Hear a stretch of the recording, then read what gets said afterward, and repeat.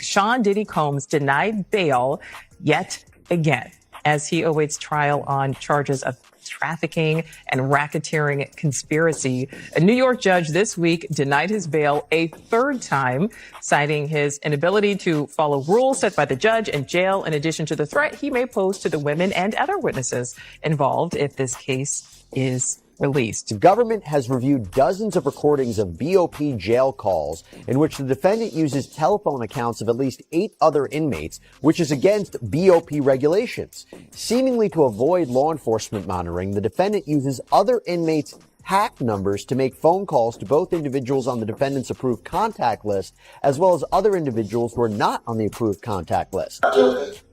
Okay. Plea of not guilty will be entered. The indictment at this time. Guilty. The indictment at this time. Guilty. The music mogul's request for bail was denied once again by Judge Aon Supermanon, who confirmed that Diddy would be spending the holidays in jail. The legal situation has gotten worse, and the internet is buzzing with shock over Diddy's attempt to escape jail time through his appeal. There's growing disbelief as Diddy continues to push for a way out, with many realizing this case is much more complicated than it appears. I talked to you about that breaking news before the break. We are just learning that a judge has denied another one of rapper Sean Diddy Combs' requests to be released on bail. Remember, he's behind bars at the Metropolitan Detention Center in Brooklyn, waiting for his trial to get started next year in May. He's been detained for 2 months on charges of trafficking and racketeering, which he's pled not guilty to. Chloe Malas is following this for us. We were waiting for this decision. We got it in now. What do we know? All right. Well, it's 5 pages, and the takeaway here is that the judge is saying that no condition or combination of conditions will reasonably assure the safety of the community. And that was what New York prosecutors were saying. I was in court twice last week, and I listened to these prosecutors say that he was a danger to the community. And they showed that video, that surveillance video of him from 2016, brutally beating his then girlfriend, Cassie Ventura, saying that he has a propensity to violence, and that alone is a reason why we cannot agree to the proposed bail package. Now, his team had offered $50 million, a home of his in Miami as collateral, and they said that he would live in an apartment on Manhattan's Upper East Side, monitored by 24-hour security, that he would only talk to his attorneys, that he would only have, certain family members on a pre-approved list, and that, he would actually be under stricter conditions than he is at the jail in Brooklyn. But clearly, this is the third time. Yeah. This judge not buying it. What was Diddy like in court? You were there twice last week. What was his demeanor like? I mean, he was smiling on Friday, turned around and looked at his children. All of his children were there except for his infant child. His mother was there. He looked a little thinner. He looked a little worse for wear. But he has seemed upbeat and positive. And a few days earlier on Wednesday, so a week ago today, his legal team had a win, because his team was able to say that New York prosecutors wrongly obtained 16 pages of notes from his jail cell during a routine sweep, that it had his defense strategy, it had witnesses that they planned to call at the criminal trial in May, and the judge agreed that those should have been protected under attorney-client privilege. So there was a feeling today among reporter friends of mine and people in the building here that, maybe there's a chance that the judge, given he's taking several days to think about this, he asked for both sides to write a letter, that he might release him. But this is the third time. His team were waiting for a response from his legal team. They could appeal again. But we were talking to Danny Savalos earlier, and he said, they would have to propose something new and different to potentially be successful for a fourth. Judge Supermanon made it clear that due to concerns about public safety and Diddy's alleged history of witness tampering, bail would not be granted. Diddy has pleaded not guilty, but the mounting evidence against him suggests otherwise, pointing to guilt despite his defense. First of all, Shauna, let's jump here to you, because I'm curious at all if you're surprised by this ruling from the judge here again to deny bail to Sean Diddy Combs. No, I'm not surprised by the ruling, because as she cited in her order, there are very serious allegations about the danger that he potentially poses to other witnesses and the public at large. There are allegations that he has, been violent with others. He's also attempted to allegedly intimidate other witnesses and still contact witnesses while incarcerated, despite having an order that says he's not supposed to. So under these types of conditions, we usually find that the judge will not grant bail in order to preserve the judicial system and the witnesses and ensure that testimony, people feel comfortable being able to come to court and testify without being threatened with violence. And that's part of exactly what the judge is saying, that no condition or combination of conditions will reasonably assure the safety of the community. I mean, Mike Muse, that is quite a statement here when someone is trying to get out on bail, noting that his defense lawyer said, let him out on bail. He would be in his 3-bedroom apartment right in New York and that he would be monitored at all times. And the judge just not buying it. Not buying it at all, Kana. And safety can mean a couple of different things. Safety just doesn't mean free from harm of violence. Safety can also, too, means emotional and mental dynamics that could occur by Sean Combs reaching out to potential witness to get them to possibly change their testimony, to feel threatened that if they were to come forward and to testify against him, associates on the outside may be able to get in contact with them, really making them feel unsafe to go before the court, go before jury, go before the witness stand and to testify. What we're also too seeing is the judge brought in evidence from a text that Cassie sent to Diddy after the elevator incident, where Cassie said, quote, you are sick to think that it was okay to do what you did to me, really feeding into what the judge is concerned about in terms of physical safety. So we highlighted mental and emotional safety as well as physical safety that the judge has cited as a reason needing to keep to deny Sean Combs bail.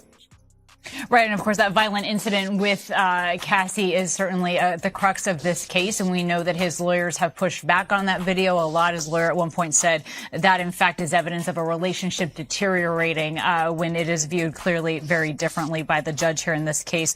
The prosecution dropped some serious evidence of Diddy's secret attempts to contact key individuals while he was incarcerated. He allegedly used the phone codes of other inmates to avoid surveillance and communicate discreetly. These actions not only raised concerns, but also confirmed doubts about Diddy's ability to follow legal boundaries, even while in custody. But also, Shauna, I'm curious as to your thoughts here on these allegations, right, of witness tampering. We've heard these allegations that he was, using other inmates' phone accounts to try to make phone calls in a way to make it so that they wouldn't be monitored. And there's also this concern that he might be trying to influence the jury pool via social media, even while he's behind bars. Absolutely. And I'm sure the judge really looked into that because although we know that these are allegations, there's been no evidentiary hearing as to whether or not these actually rise to the level of obstruction. Just the idea that he is not even following the rules that are enlisted by the prison is already a sign to the judge that he may not follow any conditions that are set forth. And so those type of allegations, whether or not there's been an evidentiary hearing, just speaks to the actions of the individual while incarcerated. And if you're not having good behavior at that time, the judge is going to look to say that, even if you're let out and left to your own devices, it's not going to get any better. So that has not played in his favor at all. And Mike, if you can sort of read us in here on what this also says about the larger team around Sean Diddy Combs, noting here that the judge writes the sufficiency of any condition that would place trust in Combs and individuals in his employment, like a private security detail, to follow these conditions. I mean, they're really questioning everyone around him as well. They are. And Kana, just listening to you and trying to talk, I really began to think about not only his associates and who's on his payroll, but also Kana, his family.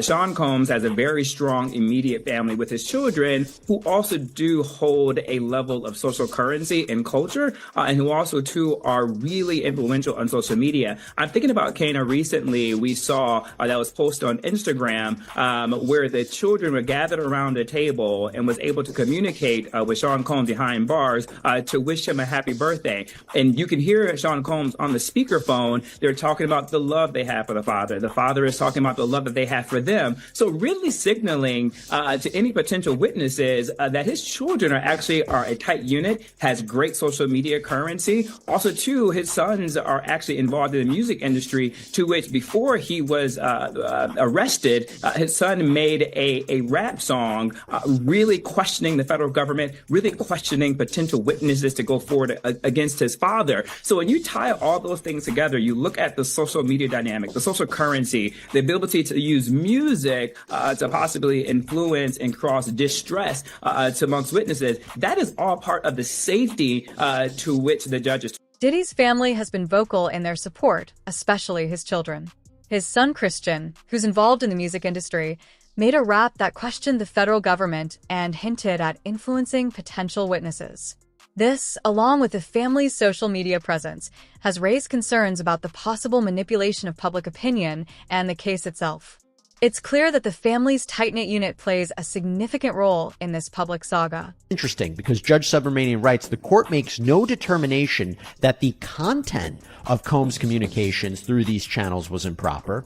That's interesting. And this is something that he talked about in the hearing about, is it really bad he's posting things or having people post things for him on social media? So he's saying, I'm not really going to focus on the content of the communications, but, and this is something that we talked about in a prior sidebar, it was just the flouting of the rules that was the problem. He writes, however, his willingness to skirt BOP rules in a way that would make it more difficult for his communications to be monitored is strong evidence that the court cannot be reasonably assured as to the sufficiency of any conditions of release, especially given that they occurred when Combs was seeking bail and when he knew the government's concerns about witness tampering and obstruction were front and center. Yeah.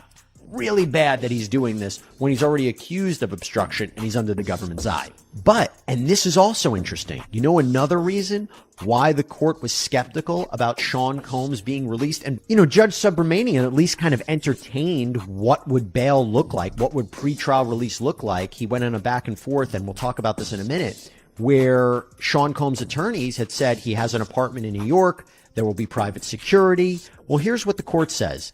The court doubts the sufficiency of any conditions that place trust in Combs and individuals in his employ, like a private security detail, to follow those conditions. So, wow. So really seems swayed by the prosecution's argument that his private security team could probably be susceptible to manipulation. One of the most shocking revelations came from a leaked phone call between Diddy and his son Christian Combs. In the call, Diddy was reportedly attempting to evade surveillance and use coded messages to plan his moves from within jail. This raised serious questions about Diddy's intentions and his ability to maneuver behind bars. Yo, listen, do not entertain none of this nonsense and nothing over the phone. Alright. I'm gonna need you to get rid of all the leftover pizza boxes. The what? All the boxes left over from the pizza. All the boxes. Okay. Make sure you recycle the plastic like we talked about. Yeah. Did Jay reach out yet? Nah, Bob. He ghosting. This motherfucker doing. He's sweet now because I'm in here. It's all good. You about to get out on bail. No, fuck that. Hey, yo, check this out. You reach out to the producer. Let these motherfuckers know there's a release date for that new Netflix movie. Alright, Bob. It's crazy right now. Everybody out there quiet as a motherfucker. Yeah, exactly. We gonna let them have their little fun, but I'm still gonna have them laugh. What about all these lawsuits though, Bob? None of them get shit. I ain't worth nothing. In my name anyway. Don't even worry about it. Like some money hungry and shit. Bob, Justin said, what should he do about his whip though? Man, the shit you talking about? You know some shit I'm dealing with right now? I know, Bob. I told him to do that. Hey, yo, check this out. Tell his light-skinned ass to go make a club appearance or something. To make some money. You 30 years old and shit. Pay your own f***ing cost. I told him drop some music. I'm about to drop a new track this week. Everybody gonna want to hear my that's like, man, you're not doing that shit. Y'all need to stay quiet. For rap though, you got attention right now. Man, just do what the I told you to do. And don't forget about the list. Make sure that shit is f***ing fine. Alright. Judge Supermanon made a distinction between Diddy's case and the case of Mike Jeff, the former CEO of Abercrombie and Fitch.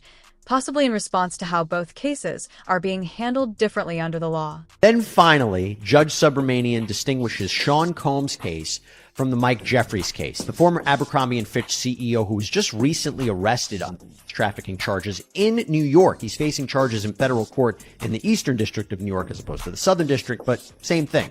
And the idea there was he was released on $10 million bail.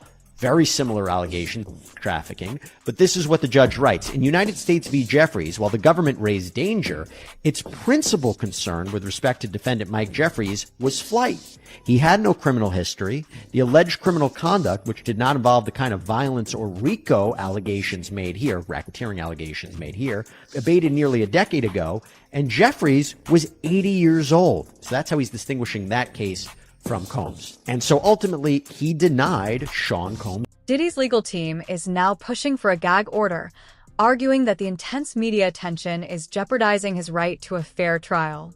Many, however, view this move as an attempt to suppress the truth and control the narrative around the case. This is going to be even bigger than people can imagine. Give me a sense of the volume of videotape and photographic evidence and recordings you have.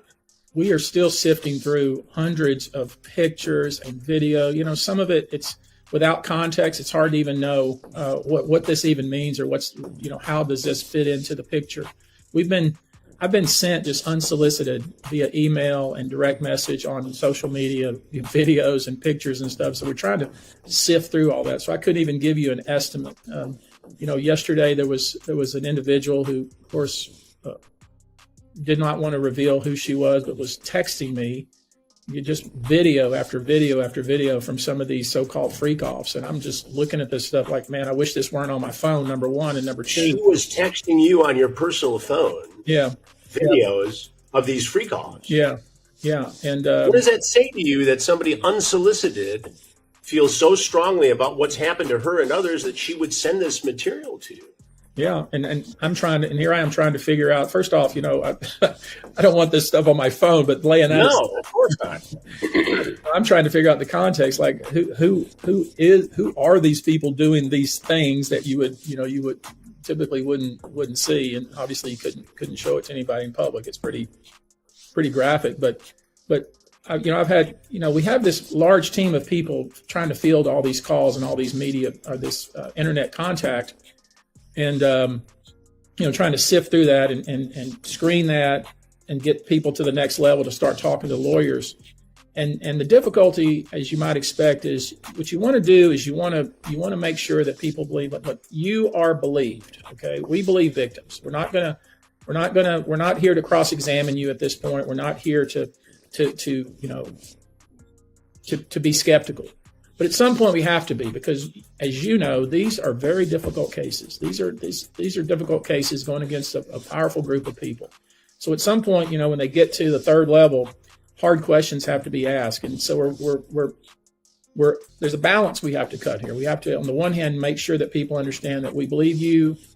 We want to hear what you have to say. We want to hear your story. We want to represent you and help you if we can. On the other hand, you need to understand that this is not going to be a cakewalk. This is going to be, there's going to be a lot of attention on this, and they're going to fight us tooth and nail. And the first defense is going to be, we don't know who you are, and you're just here to try to get money. And the second defense is, well, if you've proven that we were in the same room together, but we didn't do anything to you. And the entire defense is going to be, we're going to attack your character and your lawyer's character, and we're going to attack, from the very beginning. So I've been down this road before. It's a difficult road, but the fact that we have 120 people who are willing to step forward, who have been vetted now and are ready and willing and able to file their case. We're going to file them under the Jane Doe or the John Doe pseudonym, but we understand that eventually their names will be made public. I'm encouraging them to talk to the Homeland Security and the FBI. I'm encouraging them to allow me to share their names and their information with the authorities.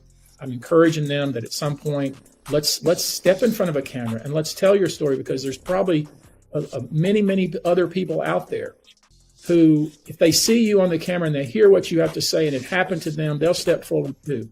So that's kind of where we are in this. And, we're at the tip of the iceberg. Despite the family's continued support, Judge Super Manon remained steadfast in putting justice before compassion. Diddy Combs' lawyers are fighting to ensure he gets a fair trial in the Southern District of New York on racketeering and trafficking charges.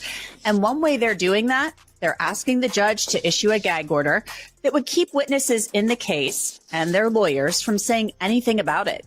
Combs has pleaded not guilty to the federal charges and maintains he's never sued anyone. He's being sued civilly by at least 24 people, claiming he sued them. Some say the alleged happened when they were minors. Combs' lawyers, again, have denied the claims. The judge already denied a request for a gag order for federal prosecutors and their agents, but the request for a gag order for the witnesses is different. That came late last week after a man named Courtney Burgess testified in front of the grand jury. Burgess claims he has seen tapes of 8 celebrities with Sean Combs, and then Burgess granted a couple of interviews. Here's part of one from Banfield on News Nation. Out of those 8 videos, 8 celebrities, 6 men and 2 women, how many of those 8 celebrities were close to being underage or potentially underage? 2 males. Out of the 8 celebrities who were recorded having intimate relations with Sean Combs, how many of them appeared to be either inebriated or intoxicated or under the influence? All of them. All of them. Out of those 8, how many appeared to be potentially victimized? How many might have been victimizing? I think all. To be honest, all. Were victims? Diddy's mother, Janice, and his son, Christian, have been present at hearings, but the judge made it clear that the law would take precedence over familial ties. Able to speak to your son. What did you say to him when you visited him in court? Is he doing?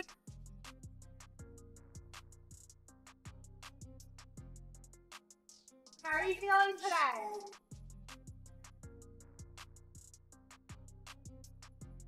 Sean Diddy family came together to support the disgraced hip-hop mogul in court.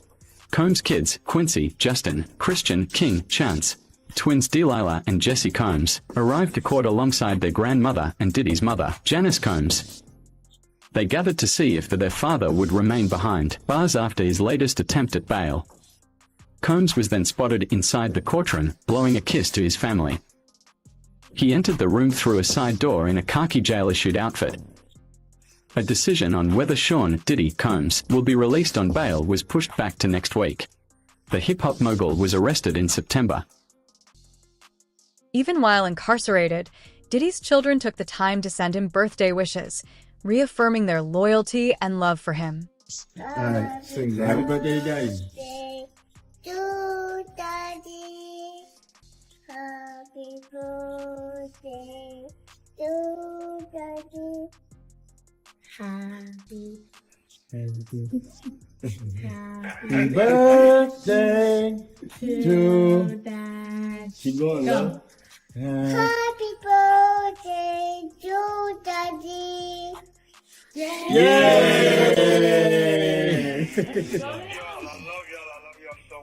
We love you too. We love you, Papa. I can't wait to see y'all. Yeah. Can't wait to see y'all. I just want to say I'm proud of y'all, especially the girls. I mean, all of y'all, man.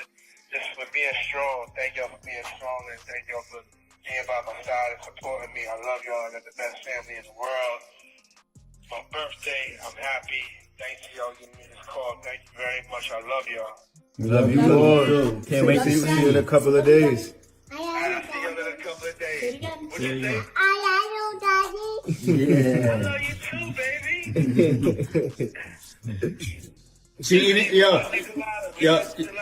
Yo, Pops. Hi, we're right here. That's right here on the phone too. Pops, love eating all your cake, so you're not gonna have none left. Literally digging her face in it. Yeah, we have to buy you a new one. Yo, she's face down in the cake right now. Say hey, Chase. Happy birthday to Mom. We love you. Chase is right here too. You can hit on the phone. On the phone. Happy birthday. Thank you, baby. I love you. Love you too. This gesture highlighted that their support remains unwavering, despite the harsh circumstances surrounding his legal troubles. Everybody knew that Puff took Tupac blueprint and changed Biggs and Bad Boy in image. I Get Around. I Get Around talked about how fly you was, how many girls you mess with, how many cars you drive, how much money you got, what you willing to do. He took his image. Pac was the first one on the scene wearing Versace shirts. He went and got the same Versace shirts Pac had. Which, all right, some dudes would do that. You would never catch me wearing something else, something that somebody else got.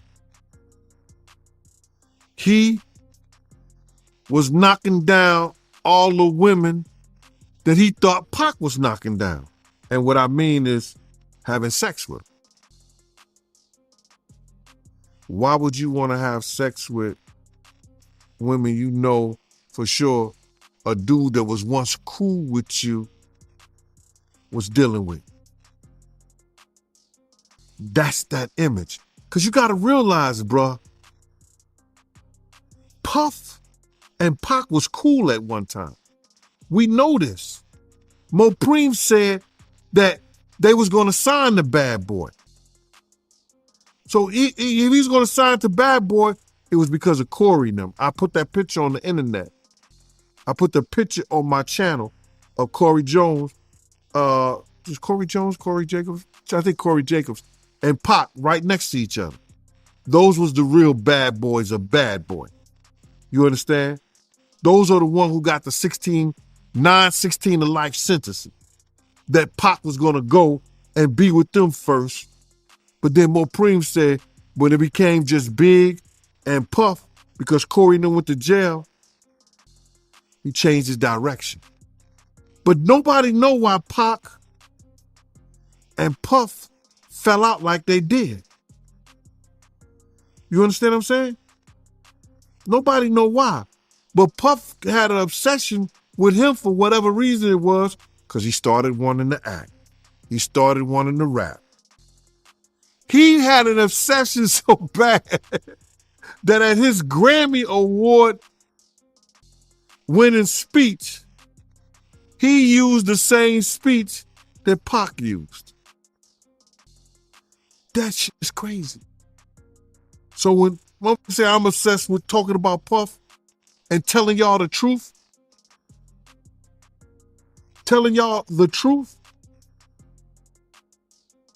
who's obsessed with who? Pac had Sarah before Puff.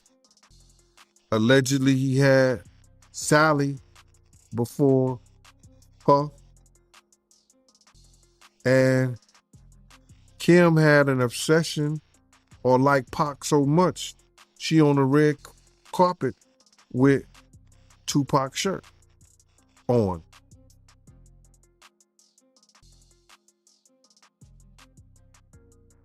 Who's obsessed with who?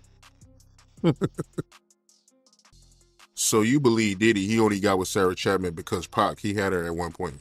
And it was a bet in the office. Sarah was messing with an NBA basketball player.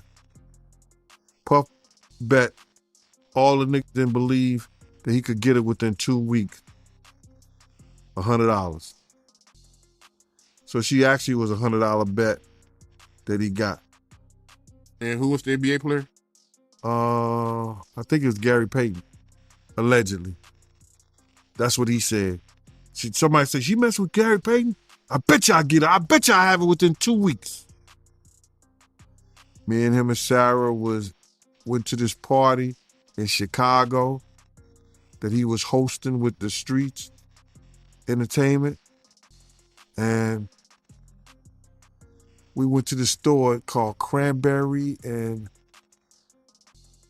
I forgot Cranberry, and it's one of those stores like you get fragrance and you get candles, colognes and stuff like that. It's called Cranberry and something. And From that point on, you had her. But you gotta realize,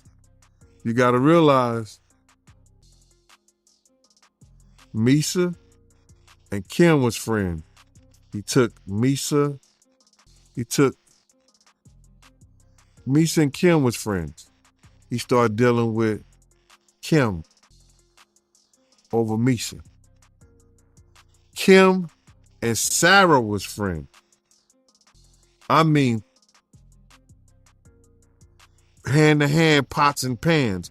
They was close. They all used to, Sarah, Kim, and this other girl, I think she was from Atlanta. What's her name?